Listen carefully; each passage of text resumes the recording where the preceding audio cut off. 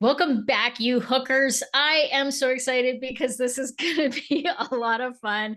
I've actually brought on my son, and I'm going to just We're going to quiz each other on our favorite hobbies and ask some questions to see if we know the answers. And if I know how these go, this should be very entertaining. So, Tom, tell me, what is your favorite hobby that you're going to ask me questions about today? That'll be 3D printing. 3D printing. Now, for those of you that don't know, we actually share a hobby. We are both photographers and we love Mhm. to photograph buildings and, old buildings and abandoned things and just random photography. So we sort of said, no, we can't ask each other about that one because we both already know the answers. So I'm going to be asking Tom questions about crochet, and he's going to be asking me questions about 3D printing, of which I know very little. So we'll see how this goes. And I know very little about crochet, so it'll be perfect. Awesome. All right. So, my first question for you: what is the difference between crochet and knit? I knew this was going to come up, and I specifically didn't look it up, but. Uh, okay. I believe that crochet uses hooks, whereas knitting uses needles, right? Very good. Yep, that's the major difference. So whenever you Okay. see these, oftentimes you'll see memes or whatever talking about crochet, but then the image actually uses two needles, and that's actually knitting. So, yeah, it's a little bit of a different craft. And crocheters can also be knitters and vice versa. But then there's people like me who only do one and not the other. So Hmm. very good. Well, then You I'll get pose a question for you. Is there a benefit to either one or the other? If you ask Gigi, who is my mother-in-law, Hmm. she will tell you that she enjoys the process of crochet more, but she likes the product of knitting better. I think it's just personal preference overall. Knitting tends to be more garment related. While you can actually crochet garments, there's a lot more garments to be knitted than there are crocheted, and I think it uses different parts of the body. So like my hands will tend to get a little bit worn out. Knitting, I think, Ah, is more using your arms. So Gigi has often said that if her arms get tired from knitting, she'll switch over to crochet for a while and vice versa. So she can kind of mix up the body parts that are being used. But interesting. I honestly, I think it's a lot of it's just a personal preference of what you like to do. Sure, I can see that. Interesting. Good to know. Okay, first 3D printing question. Um, what is the process of creating a 3D model for printing called? The process of creating a 3D model. I'll phrase it a little bit differently. Okay. What is the program, the type of program, not specific programs, but the type of program called? This is just a wild ass guess. I would say CAD. Yes, absolutely. It's CAD, computer aided design. Look at you go. And literally that was a guess. I mean, I've heard of computer aided design, I've heard of CAD, but I didn't know if that was actually the program that was used or the type of program that was used for this particular thing. So Right. Well, you got it. awesome. All right. And so are there different programs that you can use, the different like companies that make design tools? Does Absolutely. that make sense? Yes, it makes total sense. Yeah. And actually, a lot of the programs are called tools as well. So very good lingo. um, yeah. So there are absolutely different programs, and many of them have their own use case. So, for instance, I'm rather adept with Fusion 360. Sorry, Autodesk Fusion 360, which is more for like functional things. Sharp edges, quick measurements, very, very specific types of things. Whereas there's other programs such as like Blender, which is more for, we call it organic modeling, which is more for like modeling a character or modeling an animal or modeling a plant or something like that. It's not necessarily measurements per se. You don't have to make it to be functional. You're making it to be aesthetically pleasing. All right. Here's my next question, and that I should have prepped you for this ahead of time, is going to require you to, if you haven't already, have you already wrapped my Mother's Day presents? I have not. Okay, go grab the second one that I had you make. Okay. You should know me by now. I am not good at wrapping presents until the minute before it's ready. Right, for sure. Okay. Got it. Okay. So for Mother's Day, you asked me what you could 3D print for me, and I know enough about it, about some basic kind of things that you could actually create for me. And I asked you to make me this 4x4 square. Mm-hmm. And I told you it was for a gauge.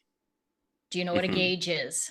So this is what you had me make, even though you're seeing it early. Well, not technically. Not technically, because it's after Mother's Day, just before I've actually received it. So, right. In general terms, a gauge is meant to measure something. And in this case, you had me make, I believe it was a 1/2 inch, maybe it was 1/4 inch, but we'll say 1/2 inch notches. So we are using it as essentially a ruler. Sort of, yes. I mean, yes, absolutely, it is a ruler. But what is it? What is it measuring? Lengths.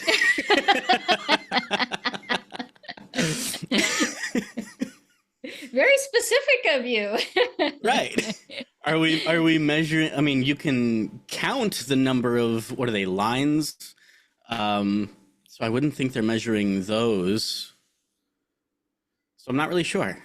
Okay. All right. So when you start a new pattern, especially when it comes to garments that have to be a certain size, things like tension of how you stitch the stitches are going to be different from one person to the next. So they will tell you to do a gauge swatch. And within that swatch, you should have a certain number of rows and a certain number of stitches. And the gauge is usually, the swatch size is usually 4x4, which is why I had you make the square 4x4. And then if you have too many, then you either need to go down a hook size or go down a, you need to decrease your tension, or you need to adjust it somehow. So this little tool that I had you to create for me is a device that I can just plop it over the swatch when I'm done making it and see how far off I am and how I have to adjust it from there. Interesting. And that's a very interesting point, that tension can differ between people, and I'm sure even between, what is it, stitches? Is that the correct term there? Yep. So yeah, I could absolutely see how that could, make a big difference, because at the end of the day, that difference will add up, once you're done with the garment or whatever it is. And an even more interesting fact is tension can change depending on your mood or what you're watching. If you're watching a horror movie, your tension might be a lot more tight than if you're watching a rom-com. Or the environment that you're in. If you're busy chatting, your tension might change versus if you're just paying full attention to what you're doing. So there's a lot of variability in that. Right. Very interesting. Cool. Yeah. All right. It's a little mood ring for you. That it is. All right. What's your next question? My next question. What is the most common material used in 3D printing? And let me rephrase, what is the most common plastic? Oh, because I was just going to say plastic. Right. Well, and plastic is technically the most common material, but I mean, if you go outside of plastic, you're working with like maybe 1 to 2% of 3D printing in general. So I had to make it a little harder for you. Well, I know you've called it filament, but I think that's just the general term. That's not the material. Correct. Uh, And for reference, this is what I'm asking about.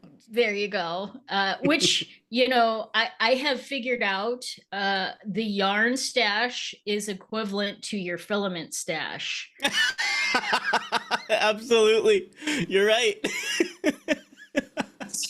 So there is an overlap there. Right. If we could pan over to your filament stash, we would see racks of filaments sitting there in different colors. I'll take a photo of it for you so you can add it in post.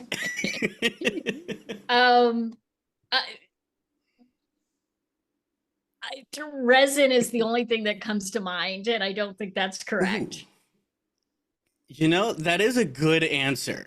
It's not quite what I had in mind, because there are two different types of filament of 3D printing. There's filament 3D printing and there's resin 3D printing.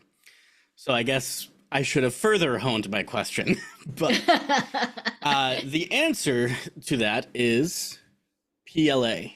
PLA. See, I never would have got that. That stands for oh gosh, I believe it's polylactic acid. Polylactic acid. All right.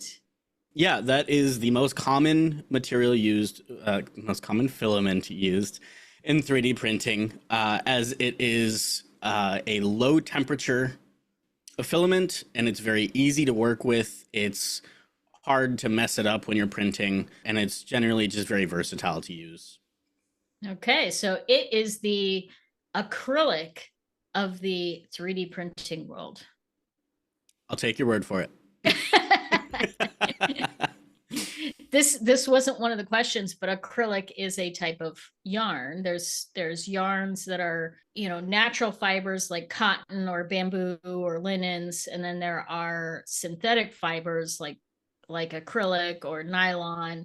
And so acrylic is the most commonly used yarn because it's generally very inexpensive, comes in a wide variety, and is pretty easy to use. But it is that sounds right. also the like, if I could, and I don't mean to make light of PTSD, but I almost have PTSD when it comes to acrylic yarns, because it's what most of us think of when we think of those old scratchy granny square grandma blankets from the 70s and 80s. So right. I'm like, but fortunately they actually make very soft acrylics nowadays. Like this one's acrylic. All right, my next question. Indeed. And this comes with bonus questions. What is amigurumi?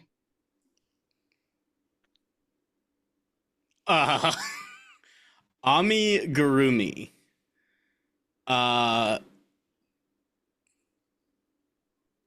Paper folding. Well, it is of a Japanese nature, so you're not entirely off track there. Yeah, I have absolutely no idea.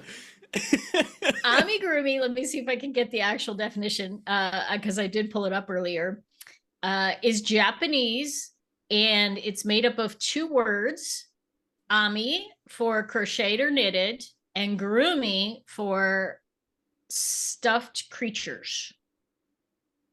So what I'm looking at on your desk right there. Yes. These guys. Okay. These are amigurumi. I have something. Give me 1 second.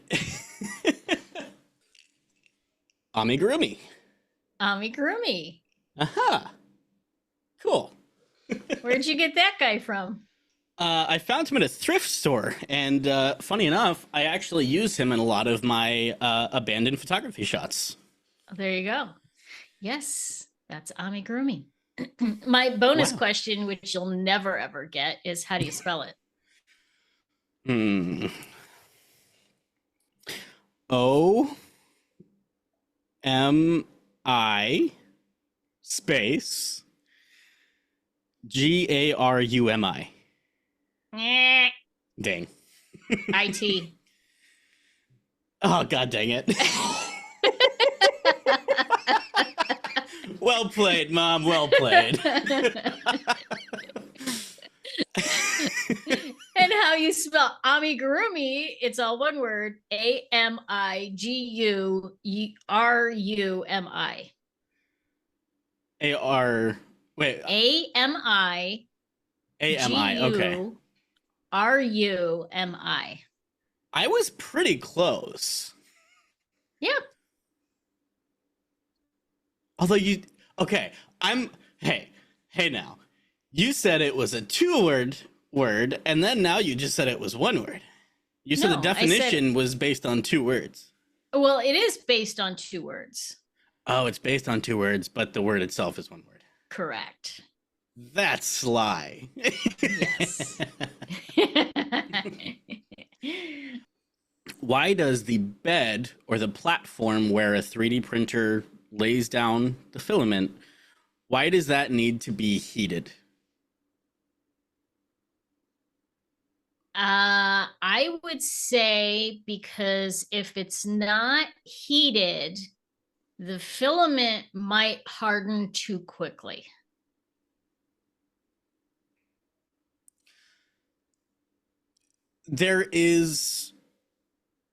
You're half right. Like, you're halfway there. Okay. So let's see if you can further that thought process and see if you can get to the final answer. Nope,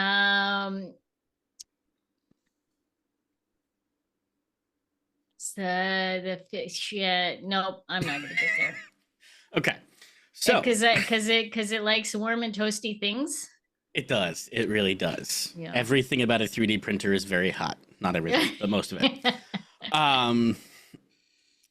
It requires heat because if the filament cools down and hardens, it will release from the print bed. And if it releases in the middle of the print, you get what we call the spaghetti monster, in that the printer is now trying to print in midair because the part that it's trying to print on has gone elsewhere. It's moved. Ah. So then it becomes the slippery mess. Right. All right. It's interesting because then I would almost think that you would want some adhesion to the printer bed to prevent that movement. And I guess that's what the heat does, is it helps it to adhere while it's being printed. Right. There are actually a few methods of doing this. There are, in fact, cold print beds that do not use any heat. However, those typically you use either hairspray or a glue stick in order to keep it adhered to the bed. The trouble with that is it's very hard to release it once it's done, because that bottom layer will still cool in the middle of the print. It'll just be adhered by the glue stick. But when you're trying to take it off, you risk breaking the print or ripping the bed apart because it's just much more difficult to remove. Using the heat bed style, the filament itself is the adhesive. And then once it cools, it just lifts right off. You don't have to fight with it at all. Okay. All right. Yeah, I just like warm, toasty things. Same. I'm in a blanket right now. All right. My next question for you. Which is bigger, an H hook or a 5mm hook?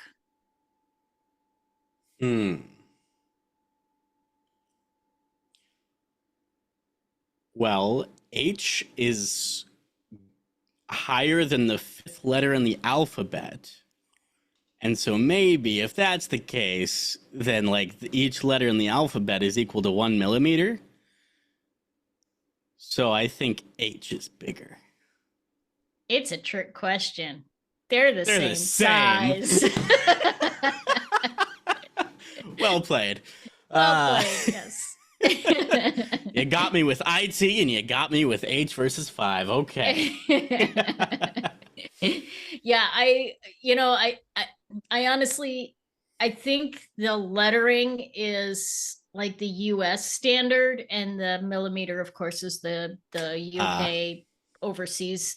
I prefer the millimeter because I can never remember H, and most patterns nowadays tend to use the millimeter sizing, the numerical sizing, as opposed to the letter sizing, but you still find a lot of patterns that use the letter sizing. So what is, as a simplified answer, the process of how 3D printing turns a roll of filament into a 3D object? well, it's going to have some programming in there to know where to lay down the filament. And then I know that it lays it down in like layers. Right. So the program, I assume, says, okay, this is layer one. This is where you want to lay down the filament. And then it heats up the filament through the whatever device. And so then I don't know if it, I'm sure it doesn't like, it kind of makes it like ink basically drying over, but it's 3D ink. So it's got height to it. That's an interesting analogy. Yeah. And then, it lays down the first layer, and then the program says, okay, now here's where I want the ink to be. And it lays down the second layer, and then it lays down the third, and it just keeps building up layers of plastic on top of each other. Is that what you were looking for? Almost. I think I was looking for more of a mechanical answer. But I mean, honestly, that's pretty well stated, I would say. To refine your analogy of ink a little bit further, I tend to use the analogy of a hot glue gun. So it feeds the filament into what's called the hot end, which, as it sounds, it heats up the filament and it liquefies it. Not quite to the level that it's dripping, but to the point that it's more of like a putty almost. And then it will take that putty, as a hot glue gun would extract glue in that kind of putty liquefied form, and it'll lay it down in a layer, exactly as you mentioned. And the program will tell it exactly where it wants that hot end to be on an XZ coordinate plane. Y being, of course, the vertical coordinate, thereby it's X and Z being this way. And yeah, and then it'll lay it down in that fashion, and it will keep going up and up and up and up and up until you have a completed 3D model.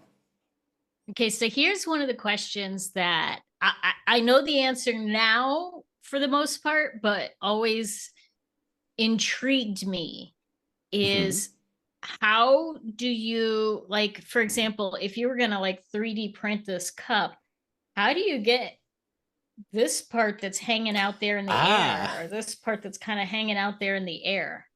That's a wonderful question. 3D printing uses what's called supports. And these are basically expended plastics that are laid down for the sole purpose of supporting overhangs. So, for instance, this guy right here. Inside of his mouth is an overhang. Obviously, the printer cannot just put plastic in the middle of the air. It doesn't work that way. So it will print a support in between the mouth here, and then once the print is done, I just remove that support and take it out. Okay. And that piece of plastic is just thrown away. It's not useful for much of anything anymore. So it kind of reminded me when I first saw that, like the old model car kits that you would get, and you would put the model cars together and you'd break them out of all of the plastic. So then you'd have to kind of like almost file down the plastic attachments a little bit were holding it together. Yeah, and you will get a little bit of that rough patch wherever the support was, just because supports they don't sit perfectly against the print. Because if they did that, then it would be fused with the print and it would be part of the print. So they have to have a little bit of a gap there. It's usually fractions of a millimeter, but it's still a gap. Yeah, so that part of the print will typically have to be sanded down. Gotcha. All right. My last official question, and then I have one extra question for you. Okay. And this is not a trick question, so the answer is not, they're all the same. Okay. Which yarn is lighter in weight? 5, medium, or DK?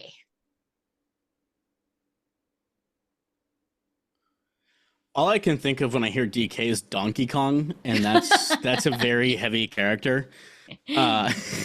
So even though I know that there's no logical reason to it, I'm going to say DK is the heaviest. Medium just feels like it's not going to be, it's going to be a middle ground, right? So I'm going to say 5. Wrong. You actually reverse those. So DK is actually lighter than medium, which is lighter than 5. Okay. And one of the very confusing things about crochet and knitting is that there are different terminologies for yarn weights. So medium is also number 4, which is also called worsted. 5 is a bulky weight yarn, or chunky weight yarn are other names for it. DK is a 3 weight yarn, and DK actually stands for double knitting. I'm not sure why they use that terminology, but that's actually lighter than, and it's a 3. So DK is a 3 weight. Okay. So, you have to know that a 3 is a DK, which is lighter than a 4, which is a worsted, which is also a medium, so it's like, wait, what is this? And then you get really confused when there is no label on it, or the label is from a foreign country and it doesn't tell you anything about what weight it is. But there are ways that you can actually determined by wrapping it around a ruler and then measuring how many reps in an inch. That will tell you what weight the yarn is. So in this case, is that largely just gauging the thickness of the yarn then? Mm-hmm. Yeah. Okay. So it's not necessarily weight, it's more diameter, but it really is more diameter, but there is some extension to the fact that a worsted weight is going to be a certain number of grams per yard. And yes, that sounds weird to say grams per yard as opposed to grams per meter, or ounces per yard, but it's most commonly referred to grams and most commonly referred to yardage. So that's how I know it. But they also have ounces, and so if you can kind of see on there, yeah, you've got net weight, ounces. Oh, we're back out of focus. Yeah, come on, you darn camera. Yeah, this is always the fun part. It's almost in focus there. Yeah, I can see it. You've got grams, ounces, 142, yards, 76. Right, but then you've got meters and ounces as well. So right, intriguing. Yeah, so it's very confusing. Yeah, I don't like it. There's nothing straightforward about it, and I think that's because it is both knitting and crochet have been around for centuries, and as things develop in different countries, they develop their own language and terminology and methodology and all that kind of things. And now that we are a globally connected world, all of those things are sort of crashing together and overlapping, and there's no uniformity to it whatsoever. Damn that internet connecting everyone. I know. Just because I get to talk to you via video right now, and you're, 2,500-ish miles away. Really, that far? Yep. That's crazy to think the US is that big. What is the purpose of a slicer software? And to note, this is not CAD. This is a different type of software. Well, my guess would be to take what you've created in a 3D model and what's the word I'm looking for? Virtually slice it so that the computer knows what layer to put down, how much plastic to put down on each layer. That's pretty much it, yes. Um, Certainly the bare bones answer, they do quite a lot more than that as well. But yeah, I mean, at a basic glance, that is exactly what a slicer does. I think that they are very aptly named because they're quite literally virtually slicing the model into layers. Um, However, they also will dictate how much infill a print has, which essentially is how much material is inside of the print. Because if you just if you print it with 0% infill, it will be hollow. If you print it with 100% infill, the layers will be completely solid. Every single layer will be completely solid. Both of those are not often used. Typically, I would use something like 15% infill. That will fill 15% of the inside. It's quite stable, especially if you're using the proper lattice, which is essentially the type of infill that you're using. There's different types. So it makes kind of like a honeycomb inside of it. Right. Yes. Yeah. That's a very good way to put it. Different shapes typically than the hexagon shapes, but I mean, you can absolutely use a honeycomb type shape as well. So, gotcha. Yeah, very good. All right. Hey, I didn't do too bad. Not at all. Did better than I thought you would, honestly. See, I'm a good listener. You are. I'm not.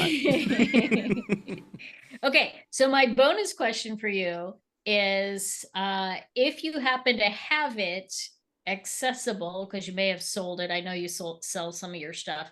What is the favorite thing that you've ever 3D printed? That would be this guy right here. Uh-huh. All right. Well, for those of you that are not nerds, this is the guy from a movie called Legend. Yep.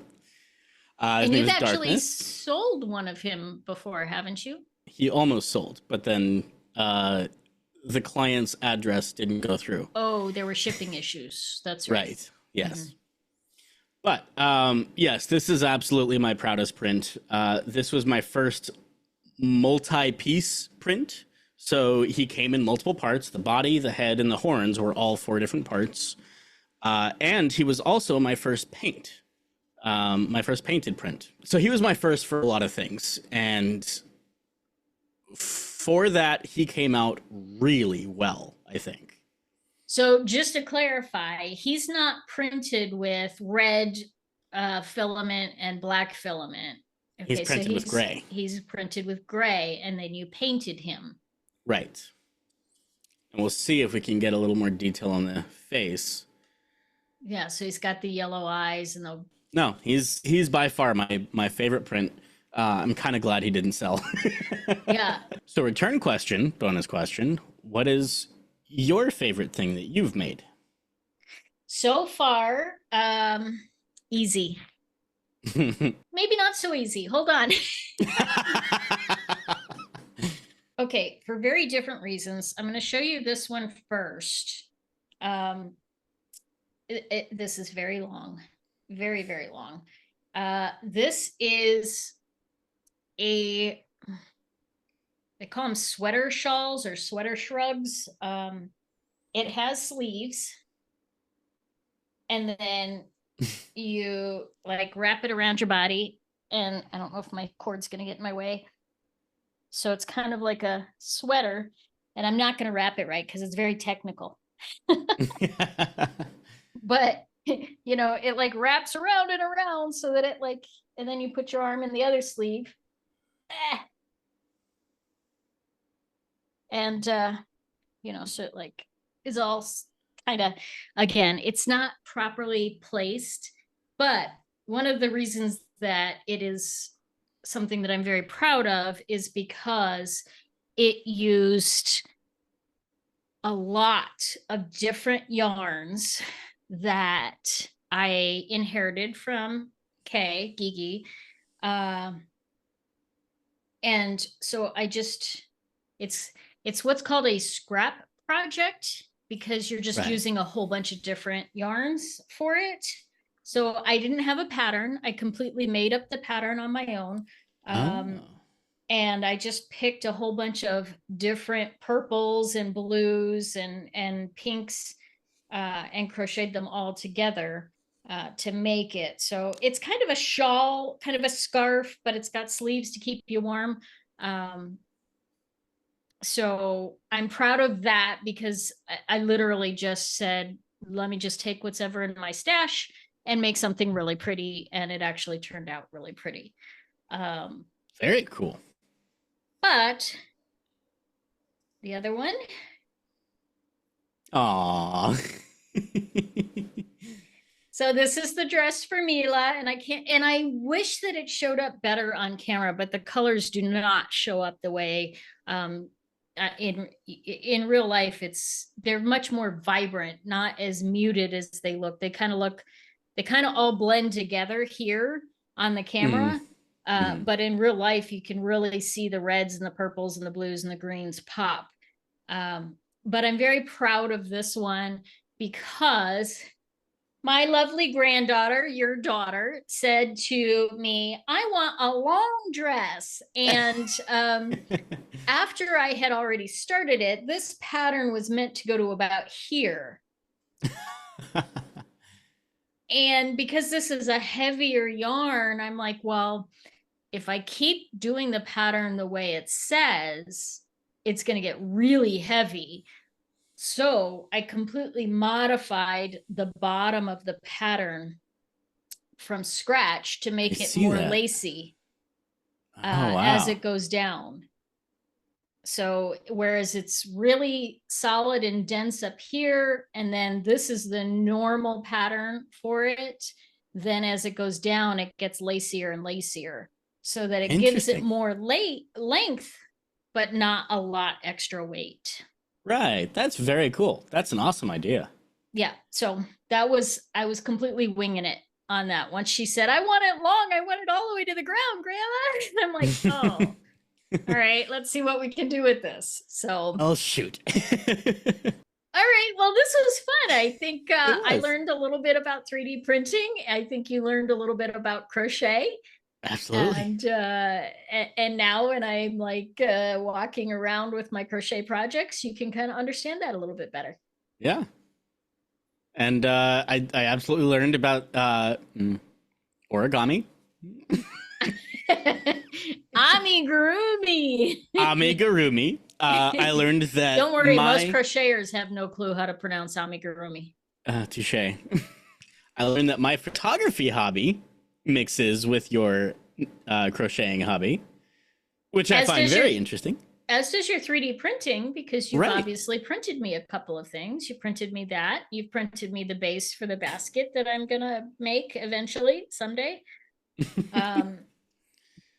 I think it's a very interesting concept that our two very vastly different hobbies can mix together. For sure. All right, kiddo. Well, thank you so much for joining me, and I'll have fun editing this down and cutting out you burps and your random getting up and walking away from me's. Right. Enjoy post. I'm sure that will be a pleasant experience. But absolutely, thank you for having me. This has been a joy to be here and to chat about our different hobbies. I learned a lot about crochet that I never would have known had we not had this conversation. Well, we just hate talking to each other, so it's just the way it goes. Why am I even here right now? Goodbye. No. And for you hookers out there, we will see you again next week on another awesome episode of Off the Hook. And remember to let yourself off the hook now and then, because there's just already enough pressure out